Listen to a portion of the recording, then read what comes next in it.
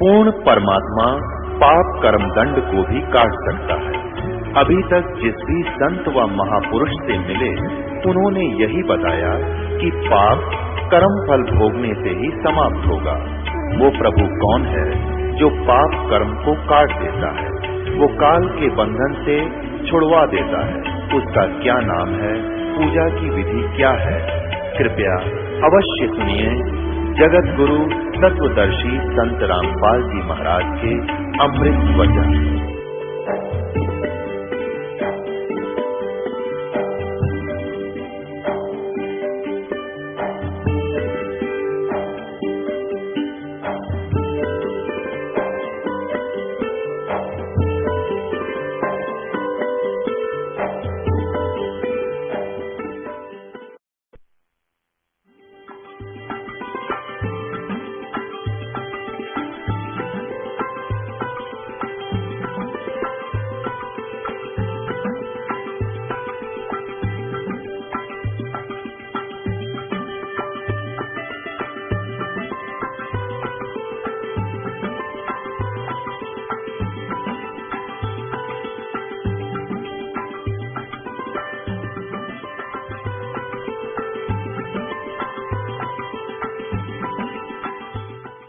अब 7वें अध्याय के 11वें श्लोक में गीता ज्ञानदाता ने क्या कहा है कि जो रजगुण यानी श्री ब्रह्मा जी से जो संसार की उत्पत्ति जीव आपस में जो है ना प्रेरित होकर के वासना वश होकर के जीव उत्पत्ति करते हैं, संतानों उत्पत्ति करते हैं, ये तो श्री ब्रह्मा जी रजगुण से हो रहा है।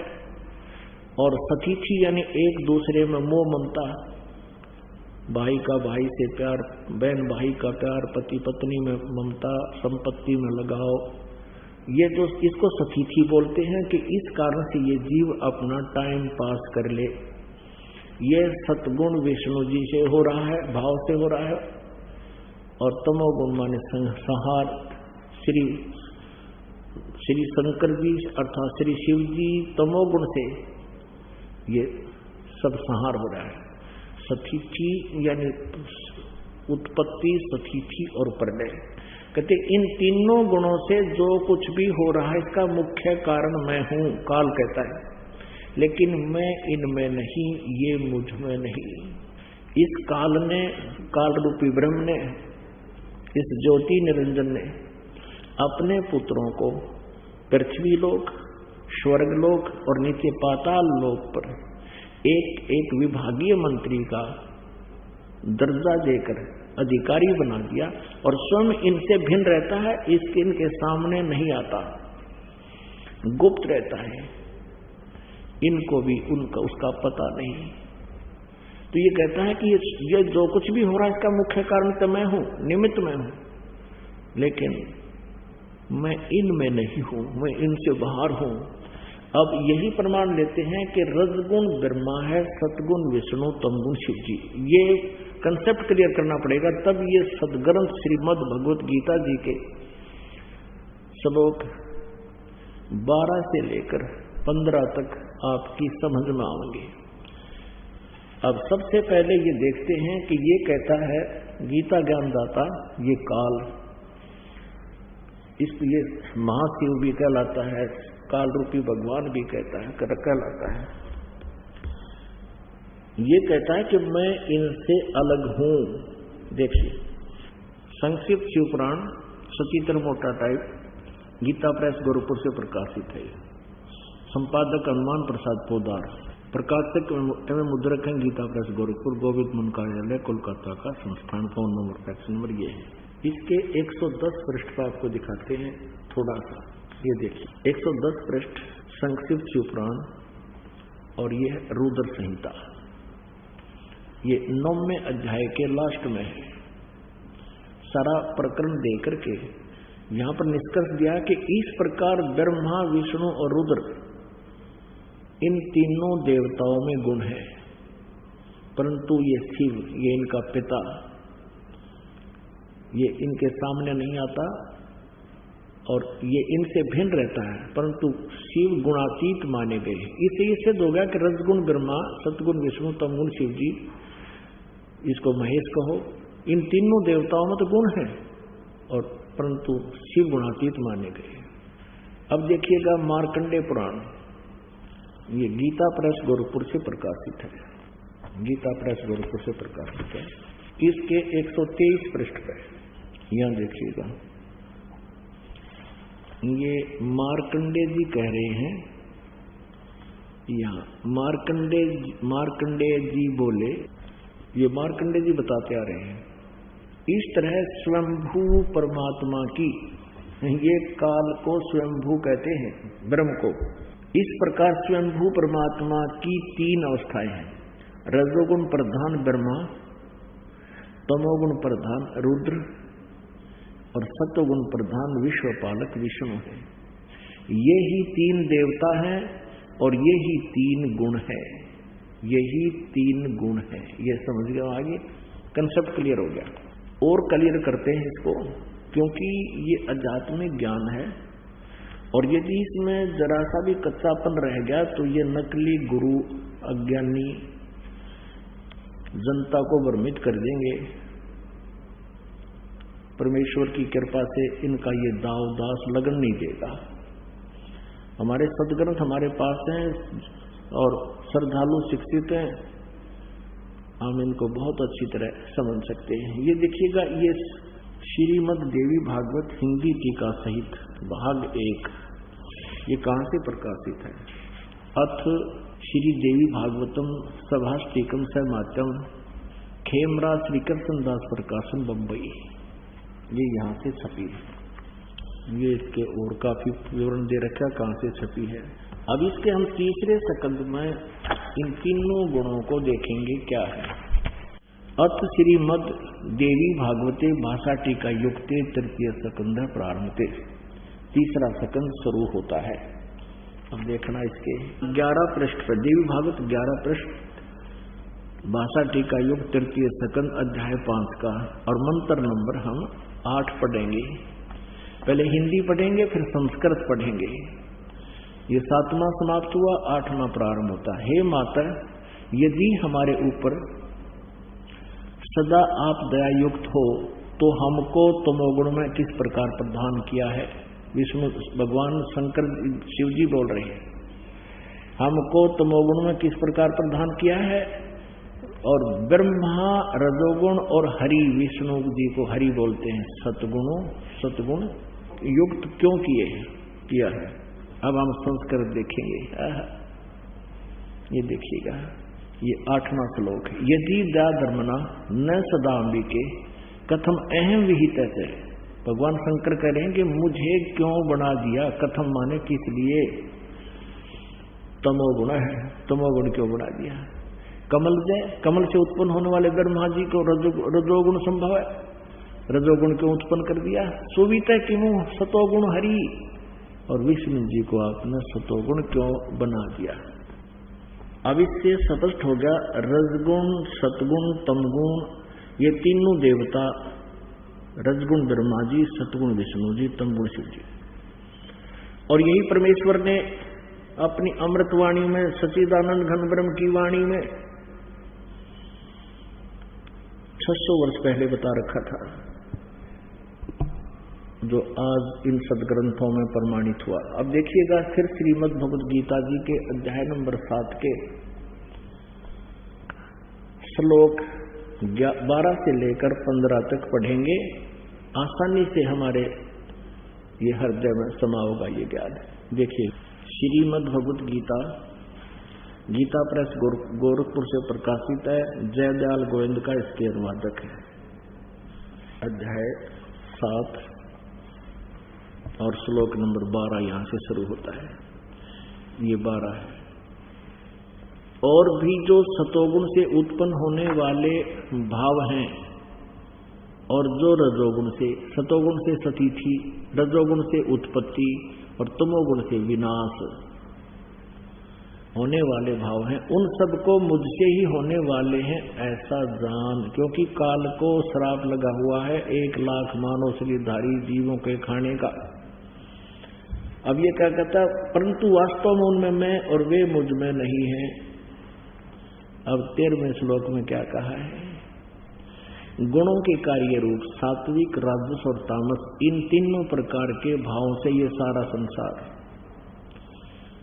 प्राणी समुदाय मोहित हो रहा है। यानी तीनों गुणों में, रजगुण ब्रह्मा, सतगुण विष्णु, तमगुण शिव जी के ऊपर ही आसक्त है। इन तीनों गुणों से परे, रजगुण ब्रह्मा जी, सतगुण विष्णु जी, तमगुण शिव जी से परे मुझ अविनाशी को नहीं जानता, ये काल कह रहा है, ब्रह्म कह रहा है। अब 14-15 में कमाल कर दिया है। गीता जी अध्याय नंबर 7 और 14 श्लोक में क्या कहा है? क्योंकि यह अलौकिक अर्थात अति अद्भुत त्रिगुणमयी मेरी माया, रजगुण ब्रह्मा, सतगुण विष्णु, तमगुण शिव जी के द्वारा फैलाया गया जाल, ये बड़ी दुस्तर है, ये बड़ी खतरनाक है। जो पुरुष मुझको ही निरंतर भजते हैं, केवल मुझको ही भजते हैं, वे इस माया को तरंती तर जाते हैं, यानी इनसे ऊपर उठ जाते हैं। फिर वो इनकी भक्ति नहीं करते। ब्रह्मा विष्णु महेश की गीता ज्ञानदाता ब्रह्म कह रहा है, काल कह रहा है, मेरी भक्ति करते हैं। अब यहाँ बताते हैं वो इनसे ऊपर उठ जाते हैं, जो मुझे भजते हैं, इनसे अच्छा लाभ मिलता है। अब 15वें में कमाल कर दिया गीता ज्ञानदाता ने। इस माया के द्वारा, यानी रजगुण ब्रह्मा, सतगुण विष्णु, तमगुण शिव जी तक जिनकी बुद्धि सेट होगी, इससे आगे कोई सुनने को तैयार नहीं है। इन्हीं से जो लाभ मिल रहा है उसी में ये आरूढ़ है। तो कहते हैं जिनका ज्ञान हरा जा चुका है, रजगुण ब्रह्मा विष्णु महेश तक की जो सीमित हैं, इन्हीं पर आसक्त हैं। जिनका ज्ञान इनके द्वारा हरा जा चुका है, रजगुण ब्रह्मा, सतगुण विष्णु, तमगुण शिव जी के जो पुजारी हैं, उनके विषय में कहा है। वो असुर स्वभाव को धारण किए हुए, मनुष्यों में नीच और दूषित कर्म करने वाले मूर्ख मूढ़ लोग मुझको नहीं भजते।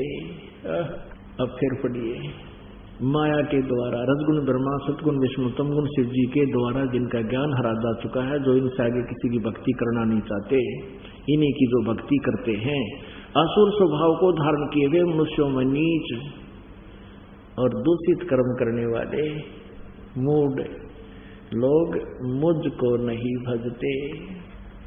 अपनात्मा इस पवित्र सदग्रंथ में कितना निर्णायक ज्ञान दिया है श्रीमद् भगवद गीता जी के अध्याय नंबर 7 के 12 से लेकर 15 श्लोक में। अब 15वें श्लोक में स्पष्ट कर दिया है कि तीनों गुण रूपी, यानी इस त्रिगुणमयी माया द्वारा जिनका ज्ञान हरा जा चुका है, जो इन्हीं की पूजा में आसक्त है, इन्हीं से मिलने वाले क्षणिक लाभ में ये संतुष्ट है, किसी और की बात सुनकर भी प्रसन्न नहीं है, राक्षस स्वभाव को धारण किए मनुष्यों में नीच, ये तीनों गुणों के पुजारियों के विषय में गीता जी में लिखा है। दूषित कर्म करने वाले मूर्ख, गीता ज्ञानदाता ब्रह्म काल कह रहा, मेरी भक्ति भी ना करते। अब जैसे रजगुण ब्रह्मा जी की भक्ति की थी हिरण्यकशिपु ने,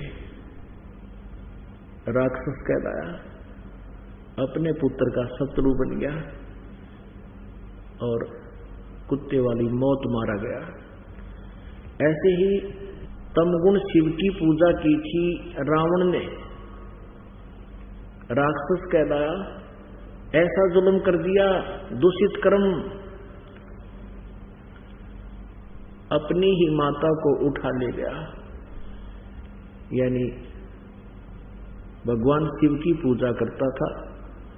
ब्रह्मा जी, विष्णु जी, शिव जी, ये तीनों भाई हैं, बड़ा ब्रह्मा, बीच वाला विष्णु, छोटा शंकर। अब भगवान विष्णु की पत्नी माता हुई, क्योंकि जिसको वो इष्ट मान रहे थे शंकर भगवान को, उसका बड़ा भाई, और रावण पुजारी। ऐसे ही इस तमगुण शिव की पूजा की थी भस्मागिरी ने।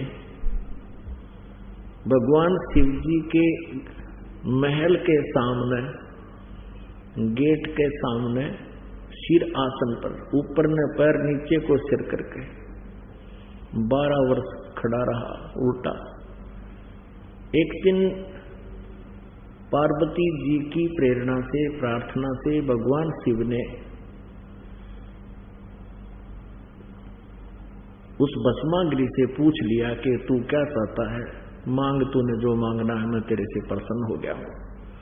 अब भस्मागिरि ने कहा कि भगवान आप वचनबद्ध हो जाओ तब मांगू। भगवान शिव जी ने सोचा भी तपस्वी आदमी है, के मांगेगा, एक सिद्धि मांग लेगा, दे दूंगा। भगवान शिव जी ने कहा ठीक है भाई, मांग ले, मैं वचनबद्ध हो गया। तभी उसने वो साधना त्याग दी, खड़ा हो गया और कहा कि आप अपना भस्म कंडा दे दो।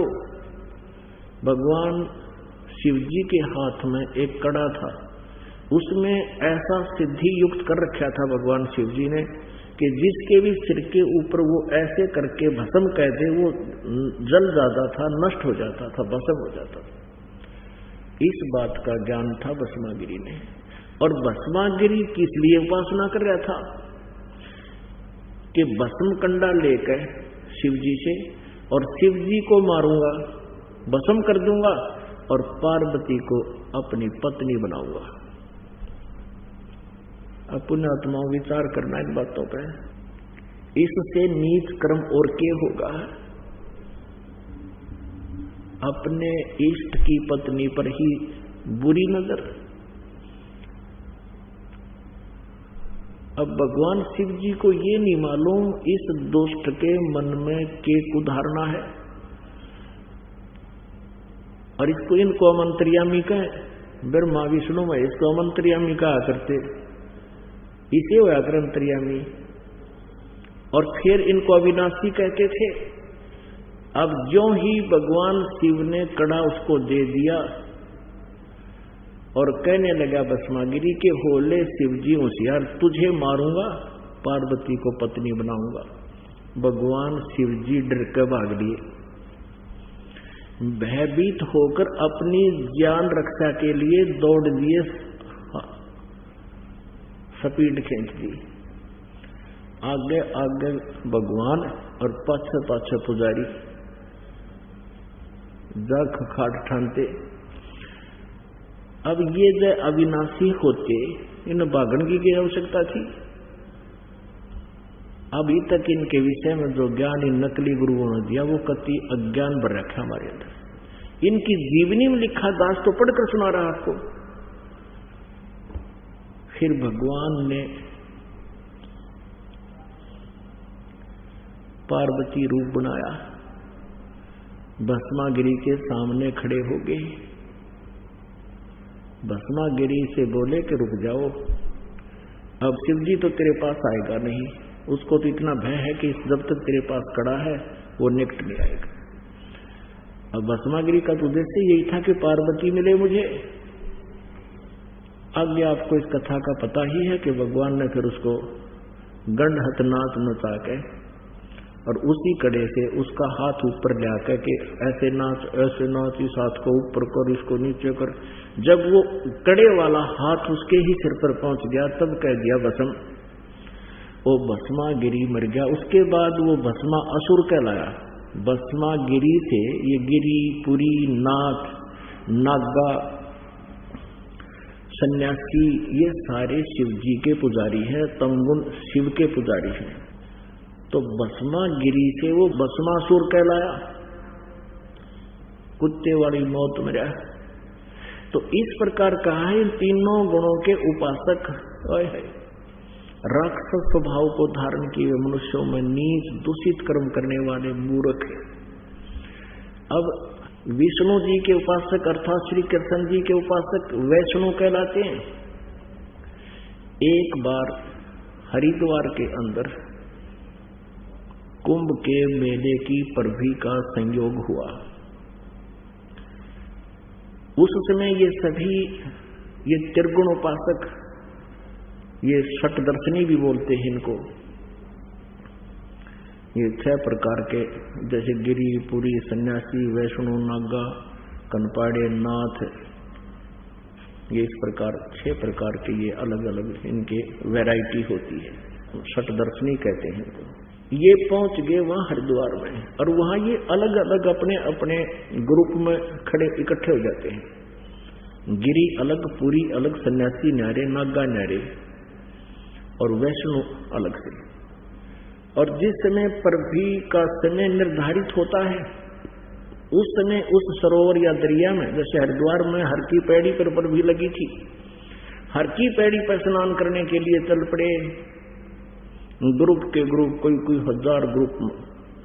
सबसे पहले नागा पहुंच गए, बिल्कुल निवस्त्र रहते हैं, वो भी भगवान तमोगुण शिव के उपासक हैं। हर की पैड़ी पर पहुंच गए, स्नान करने की पोजीशन में खड़े हो गए। पीछे से ये सतगुण विष्णु जी के उपासक वैष्णु संत आ गए। इन्होंने देखा कि नागा सबसे पहले नहाने को तैयार है गंगा में, हर की पैड़ी में। तो वैष्णव ने कहा कि हम सर्वश्रेष्ठ हैं, नागाओ तुम बाद में स्नान करना, प्रथम हम स्नान करेंगे। अब नागा कहने लगे कि हम सर्वश्रेष्ठ हैं, हम त्यागी और वैरागी हैं, हम निवस्त्र रहते, हमें कोई इच्छा नहीं संसार की, हम सर्वश्रेष्ठ हैं, प्रथम स्नान हम करेंगे। अब वैष्णव साधु कहने लगे तुम शरण फिरड़ो, टट्टी के हाथ भी ना धोते, पशु की तरह नंगे फिरते हो, राख लपेट रहा की, तुम कहे कि श्रेष्ठ हो, बाहर आओ, पहले हम स्नान करेंगे। अब स्नान करना तो भूल भाल गए, भगवान भी भूल गए, हर की पैड़ी भी ना याद रही, आपस में झगड़ने लगे। वो उसका तलवार मारे, कोई तीर मारे, कोई बुड़का भर के काटे उनको आपस में, मुक्का। यानी 25,000 ये त्रिगुण उपासक, ये त्रिगुणमयी माया के उपासक, रजगुण ब्रह्मा, सतगुण विष्णु, तमगुण शिव जी के, ये 25,000 तमगुण और सतगुण उपासक आपस में लड़कर कट मरे वहां पर। इसके बारे में सूक्ष्म वेद में बताया है, सच्चिदानंद घन ब्रह्म की वाणी में बताया है। तीर तुपक तलवार कटारी, ये जमधड़ जोर बधावे हैं, हर पैड़ी हर हेत न जाण्या, वहां जा तेग चलावे हैं, काटे शीस नहीं दिल करुणा, ये जग में साध कवावे हैं, जो जन इनके दर्शन को जावे, उनको भी नरक पठावे हैं। ओए होए, तीर तुपक तलवार कटारी, ओए कहते डट के लठ बजावे हैं, हर पैड़ी हर हेत ना जाने, हर की पैड़ी कवे, और भगवान के प्रति प्यार नहीं, उनकी आपस में काट रहे हैं एक दूसरे, भगवान की आत्माओं को काट रही है एक आत्मा, हर पैड़ी हर हेत नहीं जाना, और वहां जाकर तेग चलावे, तेग माने तलवार, और काटे शीस नहीं जल करुणा, एक दूसरे का सिर काट रहे हैं, दिल में दया नाम की चीज नहीं, और वो जग में साधकवावे हैं, काटे शीस नहीं दल करुणा, वो जग में साधकवावे हैं, जो जन उनके दर्शन को जावे, उनको भी नरक पठावे हैं। जब ये स्वयं ही इस प्रकार के क्रोधी कसाई टाइप हैं, तो उनके अनुयायियों को भी फिर नरक में भिजवाएंगे, उनको भी यही शिक्षा देंगे, काट दे मार दे। ये कुछ साधुओं के लक्षण होते हैं। पुणात्माओं, हमने सदग्रंथों को समझा नहीं, क्योंकि जिनको हम विद्वान समझते थे वो कोरे अज्ञानी थे। अब ये तो प्रसंग हो गया कि गीता ज्ञान दाता इन तीनों गुणों, रजगुण ब्रह्मा, सतगुण विष्णु, तमगुण शिव जी, यानी तीनों देवताओं की भक्ति करने वालों को क्या बता रहे हैं? राक्षस स्वभाव को धारण किए, और के राक्षस से गुंडेत है, राक्षस स्वभाव को धारण किए हुए मनुष्यों में नीच दूषित कर्म करने वाले और मूर्ख। बता किस बात पर लड़े थे ये? एक नहाने के ऊपर, स्नान के ऊपर। इनसे अच्छा कैरेक्टर तो आम आदमी का होगा जो भक्ति भी ना करता। जैसे कहीं कोई बैठे हैं, स्नान कर रहे हैं किसी घाट पर, और कोई व्यक्ति आ जाता है पीछे से स्नान करने वाला, आम व्यक्ति भी ये कहता आज आप भी नहा लो, लो आज मैं थोड़ा सा इधर हो लेता हूँ, आप भी स्नान कर लो। और ये नहीं होगा हम श्रेष्ठ पहले नहाएंगे। अरे पहले पाछे में के गंगा का पानी खत्म हो जाना था, या कोई वो मलिन हो जाना था वो जल, इतनी अकल नहीं लोगों में। और ये साधु संत कमावे और दुनिया में बरमावे, अभी तक लगे हुए हैं दुनिया जनता के श्रद्धालुओं के जीवन नष्ट करने में। अब तीनों देवताओं की जो पूजा करते हैं, ये गीता ज्ञानदाता ब्रह्म कह रहा है, वो नहीं करनी चाहिए। श्रीमद् भगवत गीता जी अध्याय नंबर 7 के 12 से लेकर 15 आपने पढ़ दिए। अब 7वें अध्याय के 16, 17, 18 3 श्लोकों में गीता ज्ञानदाता अपने साधकों की जानकारी देता है। उसके बाद 19 में अन्य जानकारी है, अभी आपके समक्ष बताएंगे। और फिर 20, 21, 22 और 23 में गीता ज्ञानदाता फिर उन्हीं तीनों गुणों, रजगुण ब्रह्मा, सतगुण विष्णु, तनगुण शिव जी, यानी इन तीनों देवताओं की साधना को गलत बता रहे हैं। देखिएगा, श्रीमद् भगवत गीता, गीता प्रेस गोरखपुर से प्रकाशित है और जय दयाल गोविंद का इसके अनुवादक है। ये 7वां अध्याय और श्लोक नंबर 20। उन भोगों की कामना द्वारा जिनका ज्ञान हरा जा चुका है, यानी तीनों देवताओं से जो लाभ मिलना है उन उसके कारण अपने स्वभाव से प्रेरित होकर उस नियम को धारण करके अन्य देवताओं को भजते हैं, पूजते हैं। और 21 में क्या बताया सर? जो सकाम भक्त जिस देवता के स्वरूप को श्रद्धा से पूजना चाहता है, उस भक्त की श्रद्धा को मैं उसी देवता के प्रति स्थिर करता हूँ। यानी जो विष्णु की साधना करता है, विष्णु रूप धारण करके आ जाता है। जो शिव जी की पूजा करता है, शिव जी का रूप धारण करके आ गया और उनके छोटे मोटे काम कर दिए ताकि वो लगे रहें। अच्छा, 22 में क्या कहा है? वह पुरुष उस श्रद्धा से युक्त होकर उस देवता का पूजन करता है और उस देवता से मेरे द्वारा ही विधान किए हुए उन इच्छित भोगों को निसंदेह प्राप्त करता है। अब इन तीनों अपने पुत्रों को एक एक विभाग दे रखा है, इनको भी थोड़ी थोड़ी शक्ति दे रखी है और वर्क डन ही ये दे सकते हैं तीनों, केवल जो जैसा करता वैसा। परंतु उन अल्प बुद्धि वालों का है, गीता ज्ञानदाता कहता है उन मंद बुद्धि वालों का वह फल नाशवान है जो ब्रह्मा विष्णु महेश की पूजा करते हैं, तीनों देवताओं की। वे देवताओं को पूजने वाले देवताओं को प्राप्त होते हैं और मेरे भक्त मुझको ही प्राप्त होते हैं। जैसे चाहे भजे, ऐसे गलत अनुवाद किया, मेरे भक्त मुझे प्राप्त होते हैं। अब पुण्यात्मा, अब ये काल कहता है कि ये जो साधना ये कर रहे हैं, इनका ये पूजा, अन्य देवताओं की जो पूजा करते हैं, ये शास्त्र विधि रहित है। अब देखिएगा अध्याय नंबर 9 के कुछ श्लोक आपको दिखाते हैं। अध्याय नंबर 9 का और श्लोक नंबर 23 में कहा है, हे अर्जुन, यद्यपि श्रद्धा से युक्त जो सकाम भक्त दूसरे देवताओं को पूजते हैं, वे भी मुझको ही पूजते हैं। क्योंकि कोई भी जैसी साधना कोई कर रहा है, वो भगवान के लिए ही कर रहा है। तो ये कह रहा काल गीता ज्ञानदाता कि वो भगवान की पूजा के लिए ही कर रहे हैं, किंतु उनका वह पूजन अविधि पूर्वक अर्थात अज्ञान पूर्वक है। अब कहते हैं वो अविधि पूर्वक शास्त्र विधि को त्याग कर मनमाना आचरण है। अब पुण्यात्माओं, इस पवित्र सदग्रंथ को समझने के लिए हमने थोड़ा सा विशेष ध्यान देना पड़ेगा। अब यहाँ गीता ज्ञानदाता 11वें अध्याय के 47-48 में कह रहा है कि ये मेरा वास्तविक रूप है, जो विराट रूप जो खा रखा था, और मेरी प्राप्ति इसके दर्शन अर्थात काल प्राप्ति न वेदों वर्णित विधि से, न किसी जप से, न तप से, न क्रिया से, किसी से भी वो नहीं हो सकता। तो इससे क्या सिद्ध हुआ कि गीता जी यानी वेदों में वर्णित विधि ओम नाम है। ओम के जाप से कहा जाता है ब्रह्मलोक में, वो महास्वर्ग है, लेकिन वो दर्शन नहीं देता वहां ये काल इनको,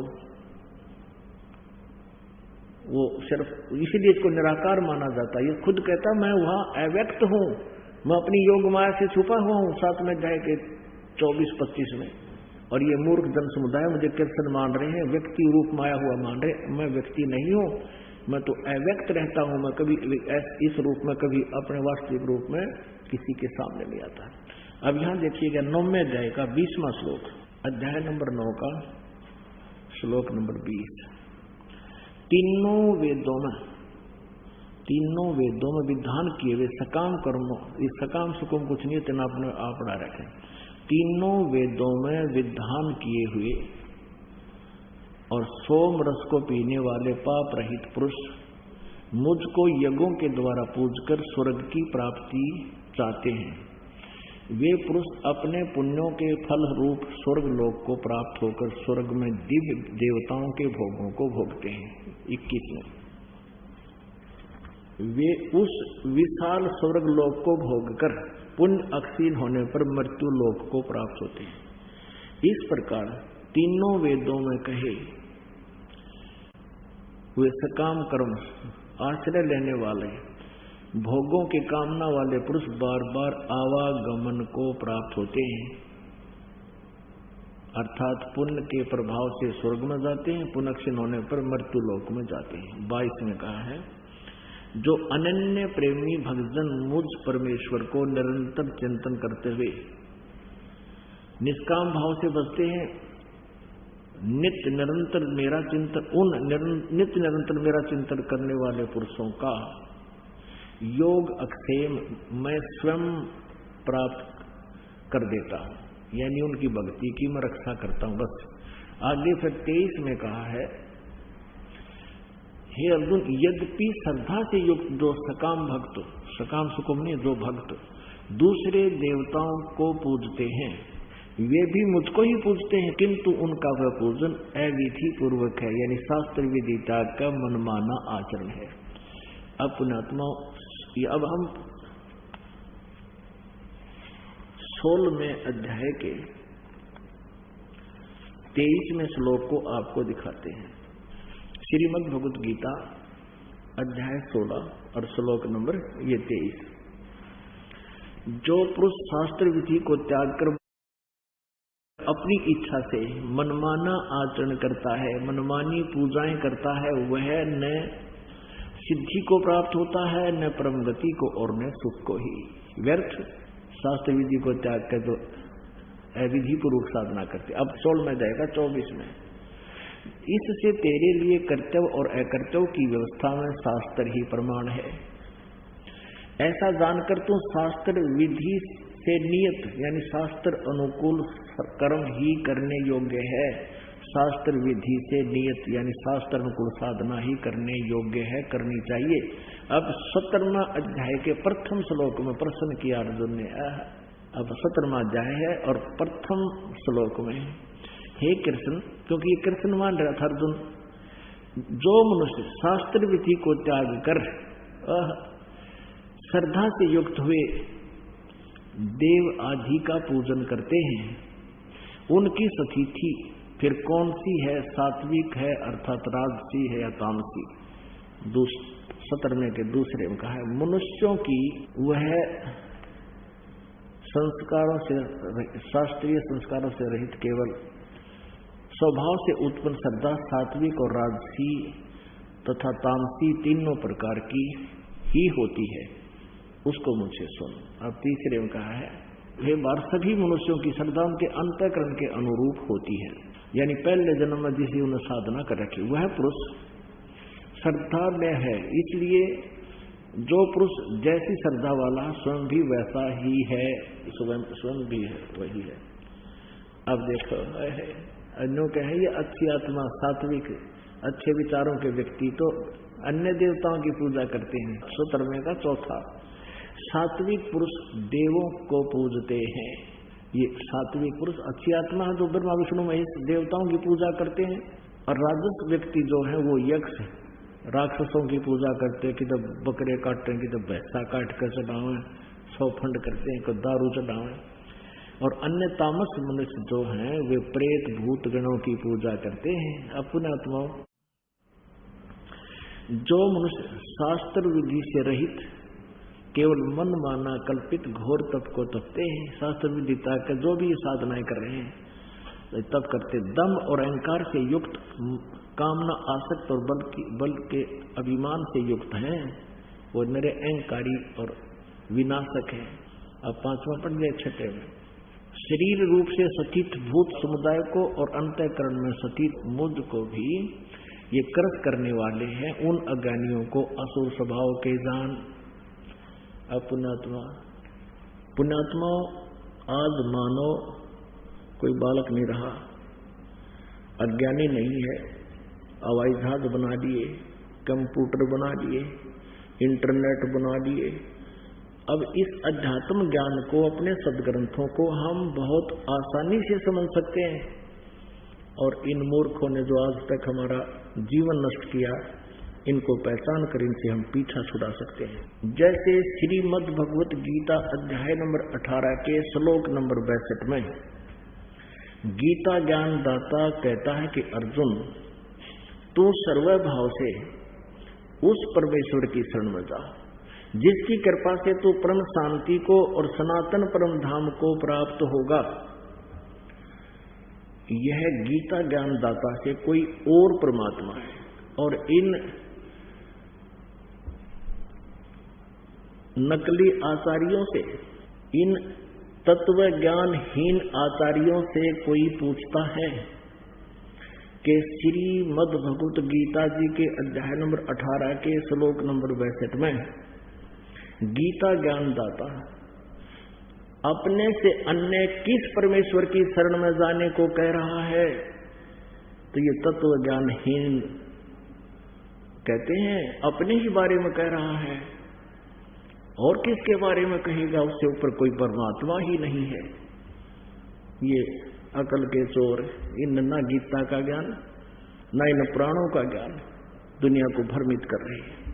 पुण्यात्माओं, 3 प्रभु हैं। ये ब्रह्मा विष्णु महेश तो बहुत अलग से स्थिति है इनकी। एक ब्रह्म, इसको सर्वब्रह्म भी कहते हैं, क्षरब्रह्म, सर्वपुरुष भी कहते हैं, क्षरपुरुष। और दूसरा परब्रह्म, इसको अक्षर पुरुष भी कहते हैं। और तीसरा परम अक्षर ब्रह्म, जिसको परम अक्षर पुरुष भी कहते हैं। श्रीमद् भगवत गीता अध्याय नंबर 8 के श्लोक नंबर 1 में अर्जुन ने पूछा कि भगवान, आपने गीता जी अध्याय नंबर 7 के श्लोक नंबर 29 में कहा है कि मेरे इस ज्ञान को आश्रय मानकर, कौन से ज्ञान को? जो चौथे अध्याय के 32वें श्लोक में कहा है कि उस सच्चिदानंद घन ब्रह्म की वाणी में, ब्रह्मण्य मुखी, उस सच्चिदानंद घन ब्रह्म की वाणी में ये आध्यात्मिक अनुष्ठानों की, यज्ञों की जानकारी विस्तार से कही गई है। वो तत्व ज्ञान है जो परमेश्वर ने स्वयं आकर बताया है। और उस ज्ञान को चौथे अध्याय के 34वें श्लोक में कहा कि उस ज्ञान को तो तत्वदर्शी संतों के पास जाकर समझ। फिर तत्वदर्शी संत की पहचान बताई है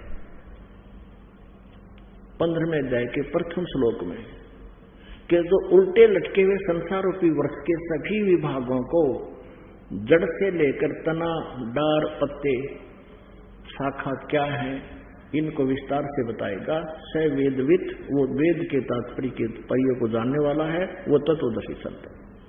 तो 7वें अध्याय के 29वें श्लोक में गीता ज्ञानदाता कहता है कि मेरे आश्रित होकर, मेरे इस ज्ञान को आश्रय बनाकर जो तत्वदर्शी संतों से संबंधित हो जाते हैं, उनसे संपर्क कर लेते हैं, वो फिर उस सारे अध्यात्म ज्ञान से परिचित हो जाते हैं। वो तत्व ब्रह्म से परिचित हैं, उसको जानते हैं। वो जो केवल फिर जरा और मरण से छुटकारे के लिए ही प्रयत्न करते हैं, किसी इस संसार की किसी और वस्तु की डिमांड नहीं करते।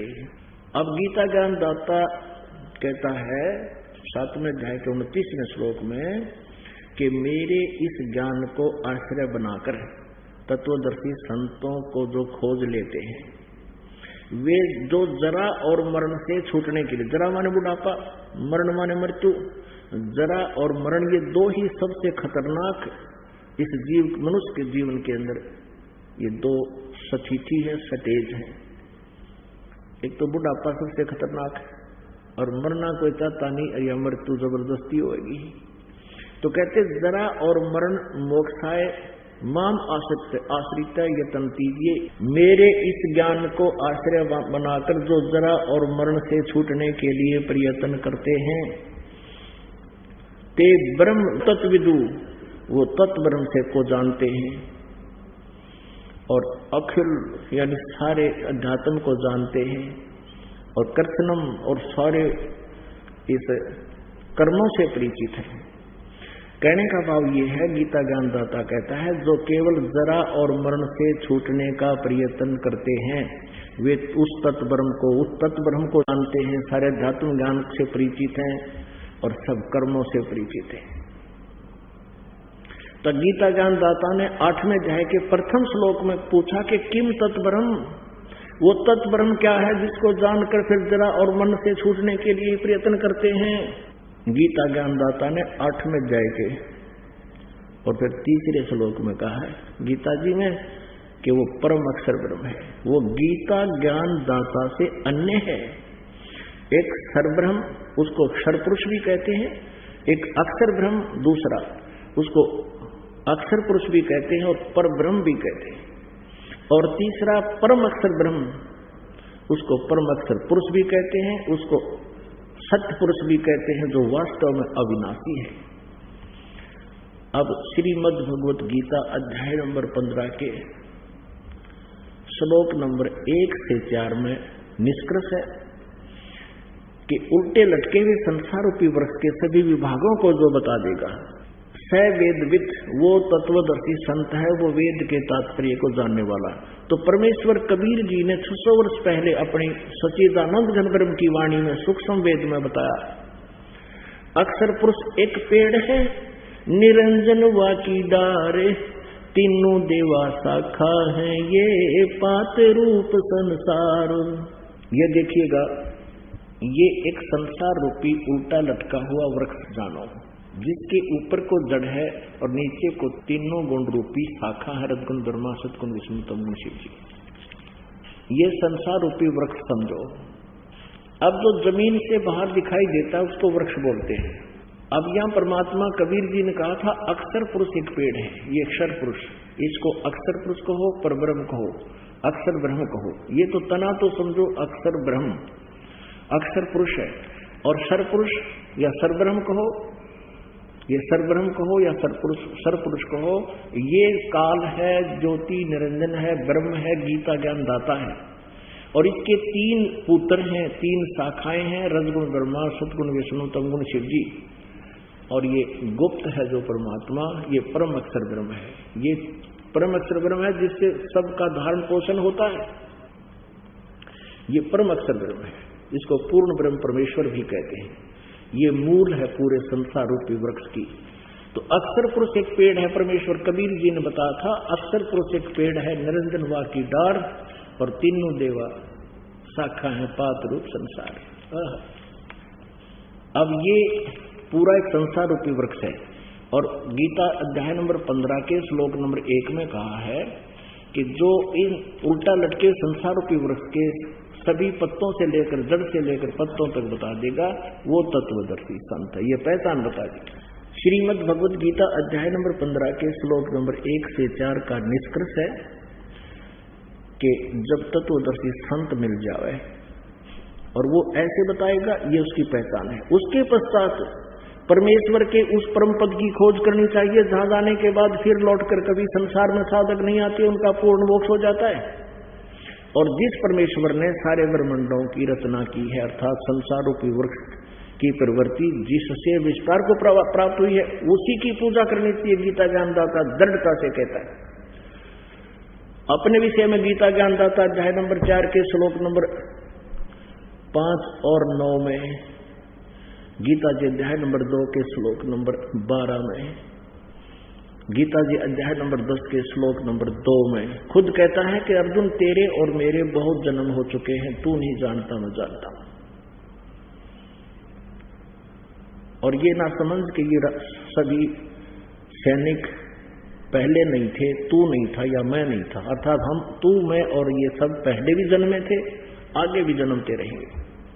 इससे सिद्ध है कि गीता ज्ञान दाता स्वयं ही नाशवान है, सरपुरुष है, तो इसके साधक भी नाशवान है। तो ये इसलिए कह रहा है कि तू सर्वभाव से उस परमेश्वर की शरण में जा, गीता के अध्याय नंबर 18 के श्लोक नंबर 62 में, कि जिसकी कृपा से तू परम शांति को और सनातन परम धाम को शाश्वतम स्थानम, उस कभी न नाश होने वाले उस स्थान सतलोक को, अविनाशी लोक को प्राप्त हो जाएगा। और वो परमेश्वर गीता ज्ञान दाता से अन्य हो, परम अक्षर ब्रह्म है। श्रीमद् भगवद गीता जी अध्याय नंबर 15 के श्लोक 16 और 17 में दो पुरुष बताए, एक सरपुरुष एक अक्षर पुरुष। सरपुरुष तो ये ब्रह्म है, गीता ज्ञान दाता है, और अक्षर पुरुष ये 7 संघ ब्रह्मांड का स्वामी है, ये संसार रूपी वृक्ष का तना समझो, और ये सरपुरुष ये डार समझो। अक्षर पुरुष एक पेड़ है निरंजन, ये सरपुरुष उसकी डार, और तीनों देवा रजगुण ब्रह्मा सतगुण विष्णु तमगुण शिव जी, ये तीनों देवा शाखा है, और पातरूप संसार, हम तो पातरूप में है। अब यहाँ गीता जी अध्याय नंबर 15 के श्लोक 16 में लिखा है कि इस संसार में सरपुरुष और अक्षर पुरुष ये 2 प्रकार के पुरुष हैं, प्रभु हैं, और इनके लोकों में ये स्वयं भी नाशवान, और इनके अंतर्गत जितने प्राणी हैं उनके वो भी नाशवान, लेकिन जीवात्मा किसी की नहीं मरती। उसके तुरंत बाद 70वें श्लोक में स्पष्ट किया है कि उत्तम पुरुष है तू अन्य परमात्मा इति उदाहरते, यह लोक धर्म अविश्य विभर्ति अवैश्वर है। वो उत्तम पुरुष तो कोई और है, वो परम अक्षर ब्रह्म है। वो इन ऊपर वाले 16वें श्लोक में वर्णित 15वें अध्याय के 16वें श्लोक में जो 2 पुरुष सरपुरुष और अक्षर पुरुष है उनसे न्यारा है, और वो ही तीनों लोकों में प्रवेश करके सबका धारण पोषण करता है। वो मूल रूपी परमात्मा है, जड़ है, जिससे सारे पेड़ को आहार प्राप्त होता है, और वो वास्तव में अविनाशी परमात्मा।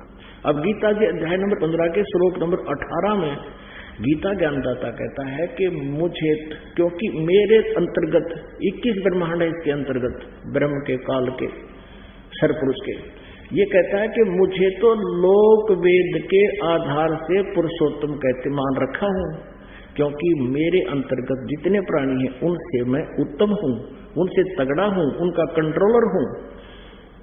इसलिए लोक वेद मानी दंत कथा सुने सुनाए ज्ञान से, यानी इस भ्रमित ज्ञान से मुझे पुरुषोत्तम मानते हैं, इस कारण से कि मैं इन 21 ब्रह्मांड में जो इसके अंतर्गत प्राणी उनसे ये उत्तम है।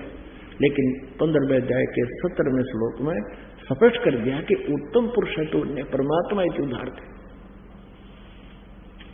और ये अज्ञानी भ्रमित करते हैं समाज को 18वें अध्याय के 62वें श्लोक के विषय में कि श्री कृष्ण जी अपने बारे में ही कह रहे हैं। नहीं, श्री कृष्ण जी तो बोल ही नहीं रहे गीता में। अब गीता जी अध्याय नंबर 7 के श्लोक नंबर 18 में गीता ज्ञानदाता अपनी साधना को भी अनुत्तम बता रहा है, इसलिए बता रहा है कि मेरी भी जन्म मृत्यु रहेगी और साधक की भी रहेगी।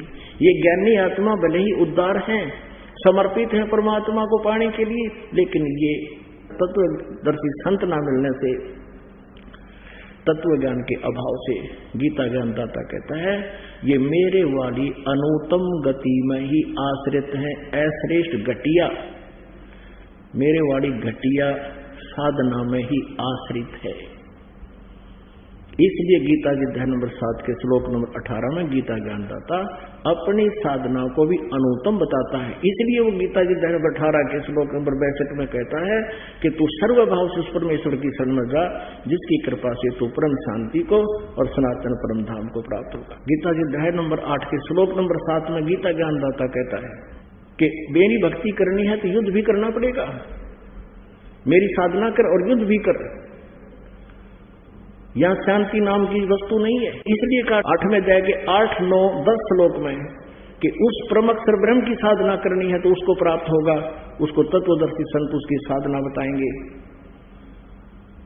और उसके बाद फिर तेरी कभी जन्म मृत्यु नहीं होगी। इसलिए 18वें अध्याय के 62वें श्लोक में कहा कि सर्वभाव से तू उस परमेश्वर की शरण में जा, परम अक्षर ब्रह्म की शरण में जा, जिसकी कृपा से तू परम शांति को, वहां जाने के बाद फिर जन्म मृत्यु नहीं होगी, वहां कोई कष्ट नहीं।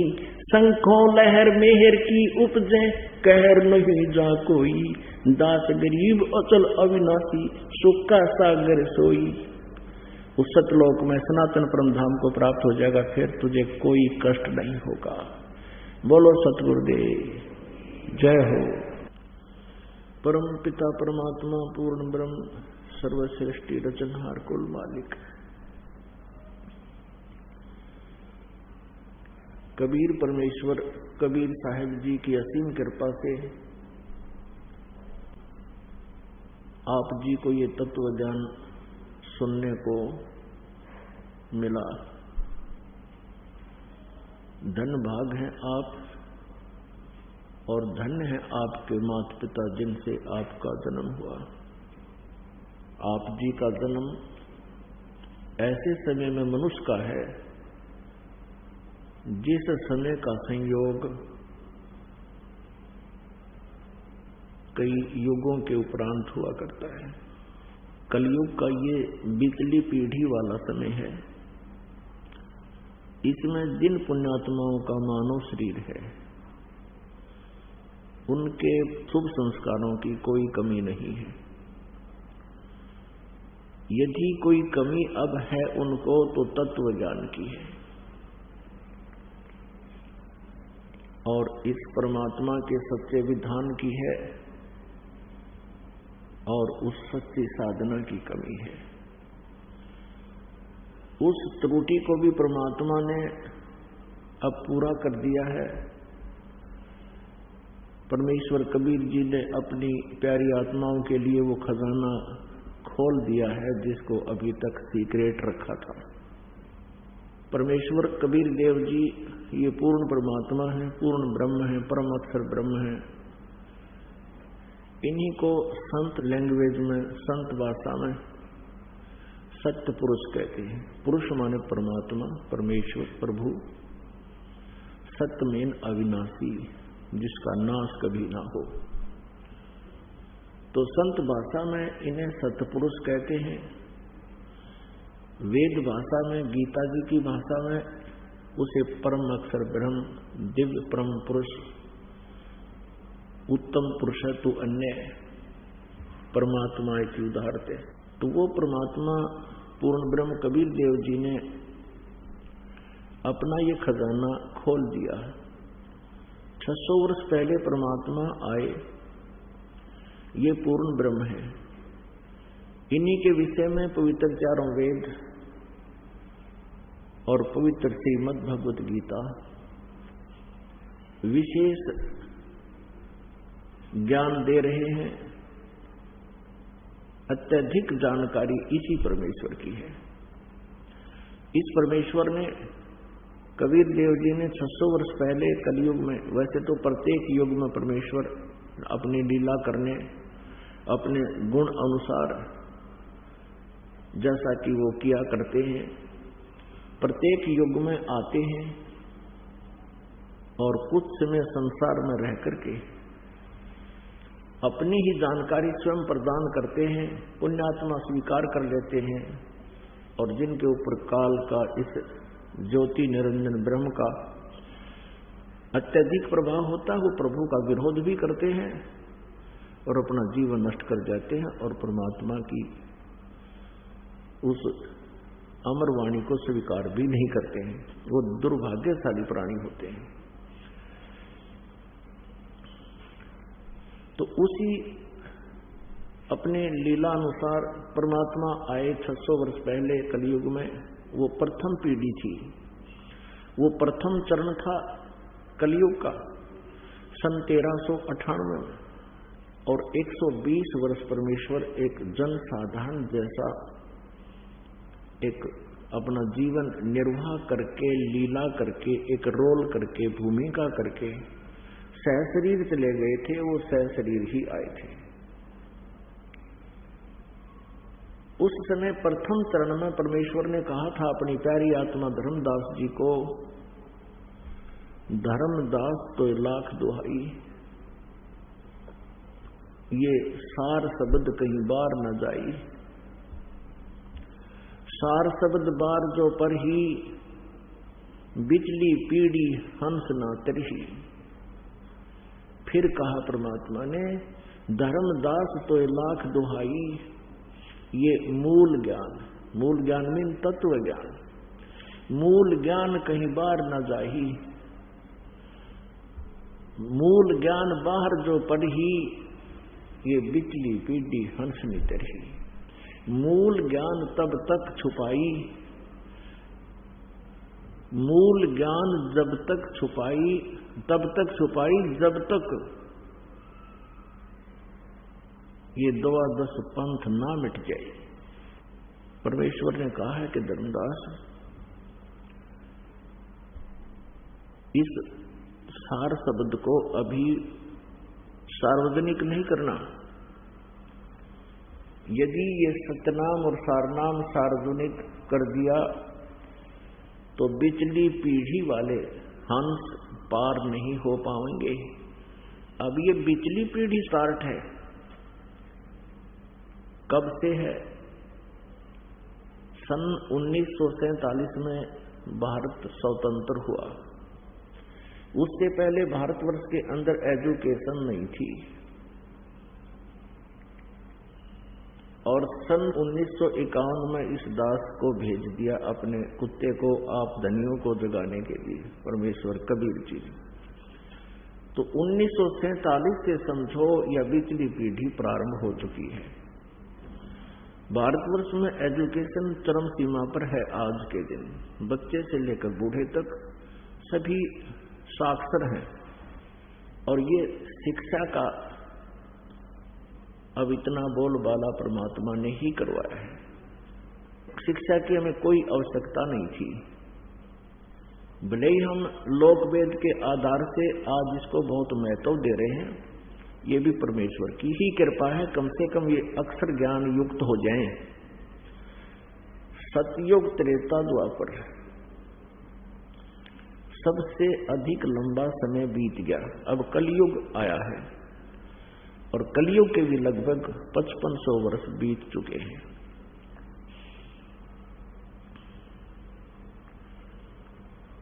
और जिस कारण से अभी तक आम समाज में शिक्षा नहीं थी, अक्षर ज्ञान नहीं था। और कितना अच्छा निर्वाह करके चले गए, कितना प्रेम था आपस में, कितनी नैतिकता थी प्रत्येक मानव के अंदर।